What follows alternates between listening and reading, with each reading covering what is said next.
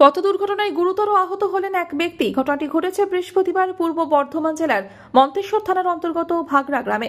স্থানীয় সূত্রে জানা যায়, বাদশাহ শেখ ও রফিকুল শেখ ভাগড়া থেকে মোটর বাইকে করে কুসুম গ্রাম যাচ্ছিল।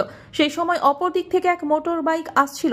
মুখোমুখি সংঘর্ষে গুরুতর আহত হয় বাদশাহ শেখ। তড়িঘড়ি তাকে উদ্ধার করে মন্তেশ্বর স্বাস্থ্য কেন্দ্রে নিয়ে যাওয়া হয়। পরে তাকে বর্ধমান মেডিকেল কলেজ হাসপাতালে স্থানান্তরিত করা হয়। বাইক থেকে ওরা ভাগড়া থেকে কুসুমা থেকে আসছিল। কুসুমা থেকে একটা বাইক আসছিল, ওরা স্পিড ছিল খুব প্রচন্ড হারে। ওর রাখতে পারিনি, গাড়িতে লেগেছে। আচ্ছা, যার অ্যাক্সিডেন্ট হয়েছে তার নাম কি? বাদশাহ শেখ। কজন ছিল বাইকে? দুজন। হেলমেট ছিল? হেলমেট ছিল না। আচ্ছা, এবার কোথায় হয়েছে অ্যাক্সিডেন্টটা? হয়েছে আপনার কুসুমগ্রাম ময়নাপুরের মিডিলে। কোন গাড়ির সঙ্গে হয়েছে? বাইকের সাথে হয়েছে, R15 ছিল এদের। আচ্ছা, তার নাম কি যে অ্যাক্সিডেন্ট হয়েছে? বাদশাহ শেখ। আপনার নাম? আজফার শেখ। কেউ হয় আপনার? আমার মেজর সম্বন্ধী ছেলে। এখন আছে কোথায়?